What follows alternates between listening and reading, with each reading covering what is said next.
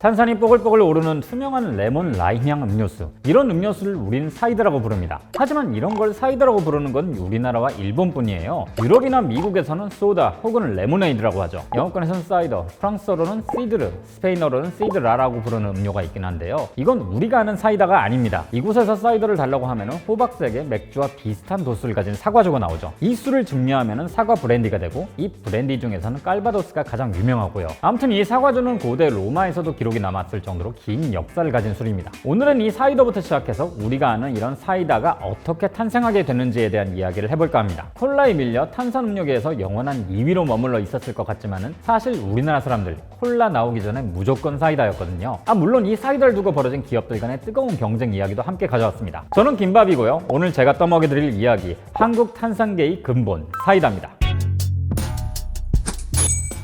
본격적으로 사이다 이야기를 하려면 먼저 이 사이더에 대한 이해가 필요합니다. 이 이야기를 해드릴게요. 앞서 이야기했던 것처럼 사이더는 유럽에서 만들어진 사과주입니다. 그리고 이 사이더가 미국으로 건너갔죠. 그런데 미국이 금주법을 시행하면서 알코올이 든 음료를 전부 생산하지 못하게 됐어요. 사이더도 이 금주법은 못 피해갔죠. 알코올을 다 제거하니 그냥 무알콜 사과 주스가 돼서 팔리기 시작합니다. 이때 이후로 지금까지 미국에서는 애플 사이더라고 하면 사과주가 아닌 사과 주스를 뜻하죠. 비슷한 일이 일본에서도 일어납니다. 19세기 중반 메이지 시대가 열리고 일본도 개항을 하면서 영국과 미국인들이 일본에 많이 들어왔는데요. 1868년 요코하마에서 가게를 차린 영국인 로스와 레이도 그들 중 하나였습니다. 당시 일본에 있던 영국 함대 승무원들을 상대로 청량 음료를 팔던 분이었어요. 탄산수에 레모네이드 시럽과 사과 향료, 파인애플 주스를 넣고 캐러멜로 색을 입히는 음료였죠. 알코올만 없다 뿐이지 색이나 향은 유럽에서 팔던 사이더와 거의 흡사했습니다. 로스와 레이 입장에서는 일본에서 사과를 조달해서 직접 발효하기가 까다롭기 때문에 아쉽게도 알코올은 빠질 수밖에 없었고, 대신 저가 유사품을 만든 거죠. 그 당시엔 이걸 샴페인 사이더라고 불렀습니다. 하지만 이걸 우리가 아는 사이더라고 하기에는 아직 무리가 있죠. 현재 사이더의 원형을 만든 건 아키야마 미노스케입니다. 샴페인 사이더 레시피에서 파인애플 주스를 빼고 만든 음료죠. 이름도 비슷하게 지었어요. 샴페인 사이더에서 샴페인이란 단어를 빼고 킨센이란 이름을 붙였거든요. 이렇게 일본 최초의 사이다, 킨센 사이다가 탄생합니다. 그런데 여기서 잠깐, 일본 여행을 다녀오신 분들이라면 아시겠지만 일본엔 사이다 외에도 라무네란 유명한 탄산음료가 있어요. 1872년에 만들어진 탄산음료인데 병 입구에 구슬이 있어서 구슬 사이다라고도 부르죠. 원래 초기 탄산음료들은 이렇게 구슬로 입구를 막아뒀어요. 그냥 밀봉하면 탄산 때문에 병이 폭발할 우려가 있기 때문에 탄산이 구슬을 밀어내는 방식으로 밀봉한 거죠. 이 둘은 사실상 같은 상품이지만 병의 차이 때문에 다른 음료로 취급하고 있어요. 근데 가격은 무려 10배 차이가 났고요. 이렇게나 많이 차이가 난 이유는 라무네는 일반 대중들을 대상으로 했지만 킨센 사이다는 영국 선원들을 위한 상품이었기 때문입니다. 또 킨센 사이다는 그 옛날부터 크라운캡을 써왔어요. 당시 크라운캡은 비쌌기 때문에 가격 차이가 날만했죠. 라무네처럼 구슬이 박힌 병을 코드넥 보틀이라고 하는데요. 이건 탄산가스가 금방 빠져나가 장기간 보존할 수도 없고 진동에 아주 취약하기 때문에 운송에도 문제가 있어요. 때문에 라무네는 생산 공장 주변에서만 팔 수 있었습니다. 반대로 크라운캡을 쓴 킨센 사이다는 병을 완벽하게 밀봉하기 때문에 일본 전역에 팔 수 있었죠. 지금은 이 코드넥 보틀을 쓰는 음료를 거의 찾아볼 수 없는데요. 라무네는 이게 워낙 상징적이기 때문에 아직도 코드넥 보틀을 쓰고 있긴 합니다.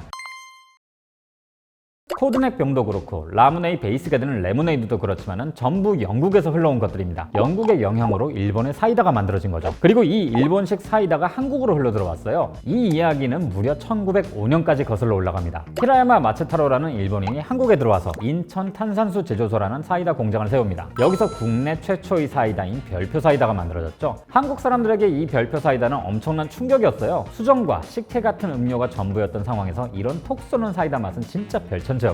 비슷한 시기 라무네도 국내에 들어오면서 한국도 탄산음료의 시대로 접어듭니다. 생각보다 오래된 일이죠. 한국 곳곳에 사이다 공장이 들어섰어요. 평양의 금강사이다, 서울의 서울사이다, 청주 초정리에선 광천수를 베이스로 한 천연사이다도 등장했고요. 이렇게 사이다는 전국 곳곳으로 팔려나갑니다. 평양에서 만든 사이다가 부산에서까지 팔렸으니 말 다 했죠. 해방 이후엔 일본인이 운영하던 공장을 싹 사들여서 본격적으로 사이다를 생산합니다. 특히 별표 사이다가 엄청난 인기를 끌었어요. 국내에서 사이다라는 시장을 연 개척자이자 원조였거든요. 그런데 아직 우리가 아는 그 사이다가 등장하기 전이죠. 칠성사이다. 이 브랜드가 모습을 드러낸 게 바로 이때쯤입니다. 1949년 12월 주동익, 최금덕, 장계랑 등 7명의 사람들이 모여서 동방 청량음료 한명회사라는 기업을 만들었어요. 순수 국산 사이다를 만들어 보자고 해서 세운 기업이었죠. 이 7명이 모여서 사이다 이름을 막 고민하다가 그냥 사장님들 성이 전부 다 달라서 칠성이라는 이름을 지었대요. 나중에는 회사가 오래오래 번영을 누렸으면 좋겠다, 뭐 이런 의미로 성씨 성자를 별 성자로 바꿨지만요. 이게 지금까지 이어져 오고 있고 로고도 그런 의미를 담고 있긴 합니다. 이렇게 만들어진 칠성 사이다가 1950년 5월부터 생산을 하긴 하는데 뭔가 쎄하죠? 한 달 만에 한국 전쟁이 발발합니다. 전쟁 때문에 재료를 공급받기 힘들다 보니 사실상 시작하자마자 생산이 중단된 거죠.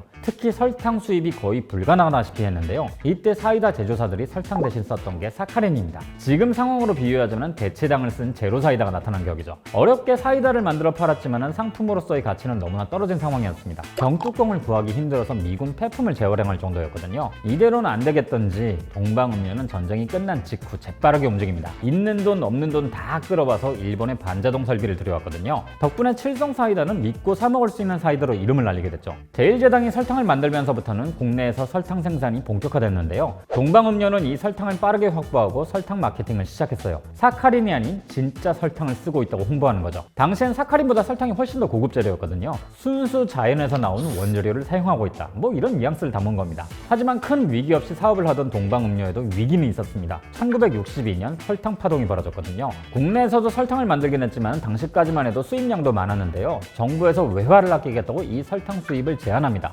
그래서 국내 설탕 가격이 4배나 폭등하는 일이 벌어졌죠. 이때 정부는 탄산음료 업계에 사카린을 쓰라고 권고했어요. 하지만 칠성 사이다는 곧 죽어도 설탕만 쓰겠다고 고집을 부렸어요. 그럴만도 합니다.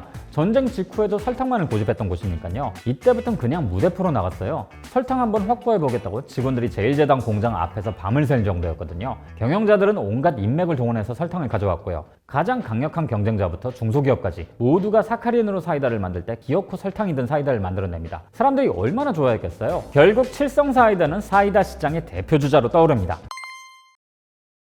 이때부터 사이다의 표준은 칠성 사이다가 됐죠. 미군에도 납품하고 남베트남에까지 수출하면서 엄청난 저력을 보여줬는데요. 이때 생각지도 못했던 경쟁자가 등장합니다. 코카콜라였죠. 1968년 두산그룹이 코카콜라를 국내에 들여옵니다. 이건 미국 그 자체를 상징하는 음료였어요. 많은 사람들이 콜라에 열광했죠. 처음엔 동방음료를 포함한 사이다 업계에서 저항을 거세게 하기도 했습니다. 이미 사이다가 있는데 굳이 외국에서 돈까지 빌려가면서 콜라 사업을 하냐는 거죠. 뭐 씨알도 안 먹겠지만요.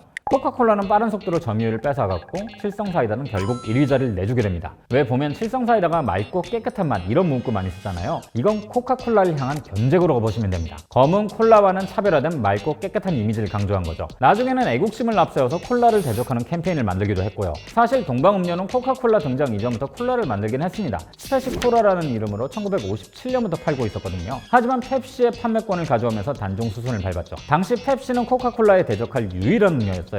동방음료가 한미식품공업이라는 자회사를 차려 펩시를 생산한 건 1969년부터입니다. 코카콜라에 대항하기 위해서 펩시를 들여왔지만요.